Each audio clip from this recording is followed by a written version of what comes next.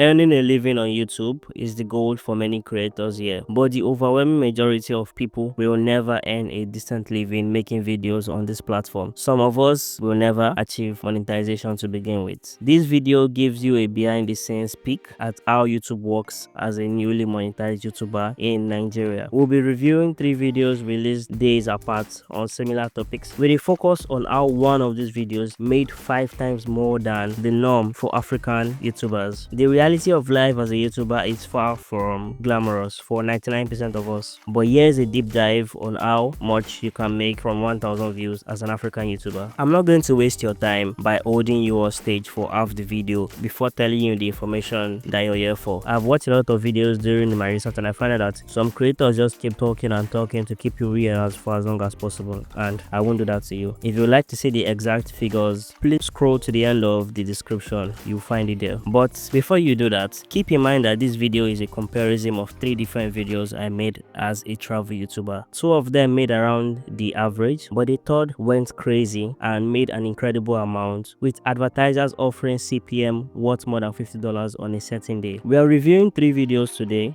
The first is a video on Rwanda. I visited Rwanda in 2024 and this is one of the last videos I made of the country. It's a do's and don'ts for people that want to visit, and I had given up on Rwanda in a sense because the videos weren't doing well, but this video actually did better than all other videos from the country. Next is I just got back December. It's the story of how Nigerians and non-Nigerians come back to the country at the end of the year to have fun and reconnect with family. And then the video that we're focusing on is a comparison between Lagos, Nigeria and Accra, Ghana for people that would like to visit. You'll be hearing more about the Lagos versus Accra comparison, but I'll be talking about it in relation to other videos because I have not gotten a better financially performing video relatively since I became monetized. The video is a comparison of Lagos, Nigeria and Accra, Ghana, and I presented it from the point of view of a Nigerian that lives in Nigeria but has visited Ghana multiple times. Truth be told, this video ruffled some feathers because of the topic's complexity. I do comparison videos of the cities I've visited in Africa and people always get crazy, but these videos do so well because when they see, oh, Lagos versus Accra, Accra versus Nairobi, people from the different countries come in, they want to defend their country, and I go the extra mile not to say anything bad. I just tell them about my experience, but you know, nationalism and all. I worked on a couple thumbnails with Villaggio in Ghana, the Lekki Ikoyi Bridge in Lagos, Black Star Square in Accra, Kwame Nkrumah Memorial Pavilion in Accra, and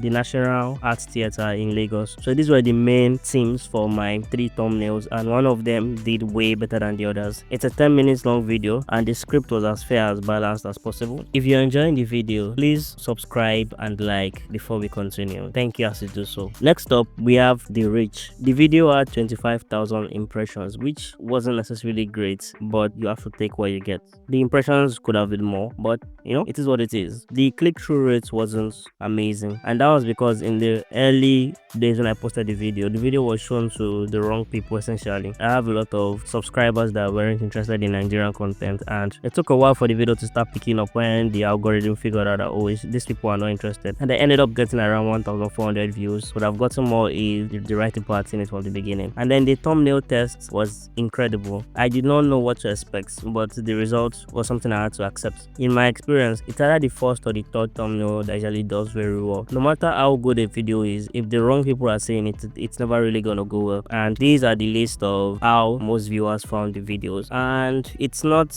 different from how viewers usually find my videos, and nothing out of the ordinary, to be honest. Next up, let's go to the engagement tab. As a new YouTuber trying to achieve monetization, we all look at the watch time a lot, and I was tracking the watch time at this point, but not that much because the moment you become monetized, watch time becomes less important than views. 57.6 hours of watch time. The video also has an average duration of 2 minutes 30 seconds, which is not viral level by any means, but I usually aim for at least 2 minutes 30 seconds for most of my videos. That's a quarter of the video, and if you see, it's less than the norm for the last 10 videos. Likes versus dislikes. On videos like this, the likes versus dislikes are usually telling. The likes are often much, but there are 1 or 2 people that just ruin my 100%.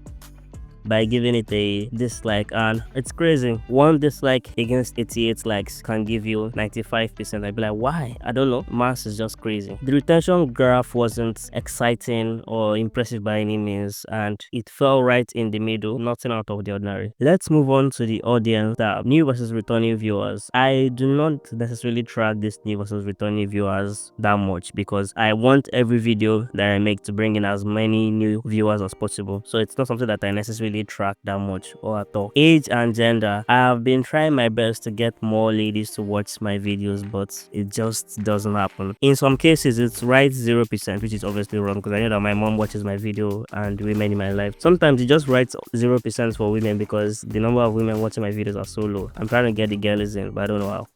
Geography is one of the most important things that define how much you make as a YouTuber on a video. If people from countries that you don't necessarily want are watching your videos, then you might be disappointed. Ghanaians trooped in on this video, followed by Americans, Nigerians, people from the UK, Germany, and a few Kenyans here and there. The watch time from subscribers and subtitles also shows that not many people that understand my accents are watching it because the subtitles is quite high. A win is a win. Our Lagos versus Accra video has made a whopping $8.38 so far, but as unimpressive as this number might look, it's incredible because the video made $7.8 for 1,000 views, which is incredible and 5 times more than African YouTubers can expect. The CPM so far is at $18, but it has been as high as $50, 53 actually for a certain day, and the RPM is what I get at the end of the day, which I already told you. There are different types of ads, you know, the usual YouTube selection or lineup of ads, so there's nothing I can tell you new about that,